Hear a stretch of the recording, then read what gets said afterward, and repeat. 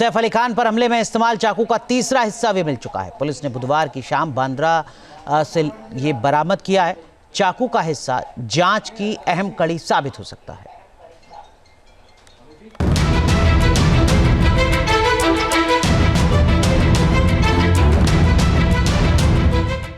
एक चाकू के 3 टुकड़े। पहला टुकड़ा सैफ की पीठ में धंसा, दूसरा टुकड़ा सैफ के घर में मिला, तीसरा टुकड़ा बांद्रा लेक के पास से मिला।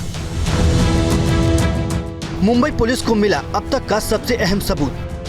जिस चाकू के आखिरी हिस्से की तलाश में पुलिस खाक छान रही थी, पुलिस को वो कामयाबी भी मिल चुकी है। चाकू का तीसरा हिस्सा यानी जो हिस्सा हमलावर शरीफुल के हाथ में रह गया था वो अब मिल चुका है।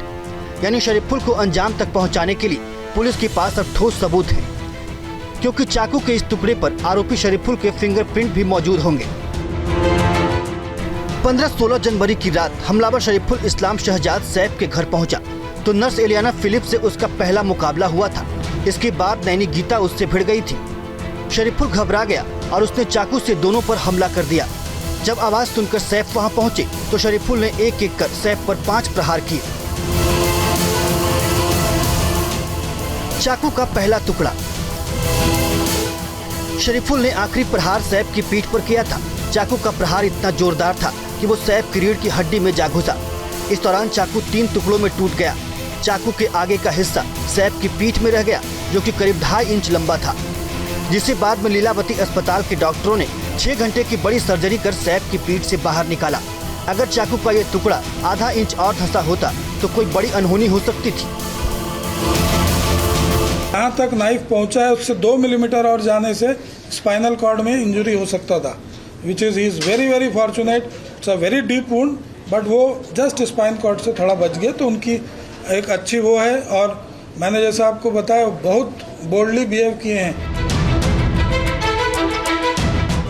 चाकू का दूसरा टुकड़ा सैफ के बेटे जे के कमरे में जा गिरा, वही कमरा जहां पर हमलावर और सैफ के बीच भिड़ंत हुई थी। हमलावर के भागने के बाद चाकू का ये टुकड़ा उसी कमरे में रह गया था, जिसे बाद में पुलिस ने कमरे की छानबीन के दौरान बरामद किया। चाकू का वो टुकड़ा भी खून से सना हुआ था, जिसे पुलिस ने बरामद कर फॉरेंसिक लैब में जांच के लिए भेज दिया।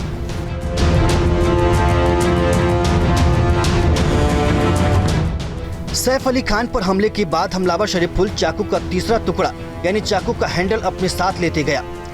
फिर उसे ठिकाना लगाने के लिए सैफ के घर से करीब 1.5 किलोमीटर दूर बांद्रा लेक के पास एक ट्रेंच में फेंक दिया। इधर पुलिस चाकू के आखिरी टुकड़े को ढूंढ रही थी ताकि इस हमले के सबसे बड़े सबूत को कब्जे में लिया जा सके। शरीफुल की गिरफ्तारी के बाद पुलिस के लिए चुनौती भी खत्म हो गई है।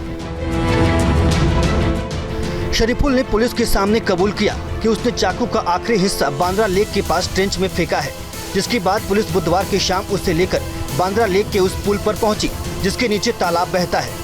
आरोपी ने बताया कि उसने चाकू के आखिरी टुकड़े को तालाब में फेंक दिया था, जिसके बाद पुलिस ने तलाशी अभियान चलाया और चाकू के आखिरी हिस्से को भी बरामद कर लिया। ट्रेंच में चाकू मिला तो पुलिस ने पंचनामा किया और फिर उसे कब्जे में ले लिया। इस दौरान वहां एक मोबाइल फॉरेंसिक वैन भी तैनात की गई थी ताकि मौके पर ही फॉरेंसिक जांच की जा सके। अब सवाल है कि चाकू के तीनों टुकड़े पुलिस के लिए इतने अहम क्यों हैं? दरअसल सैफ पर हमले के लिए जिस हथियार का इस्तेमाल हुआ वो चाकू ही था।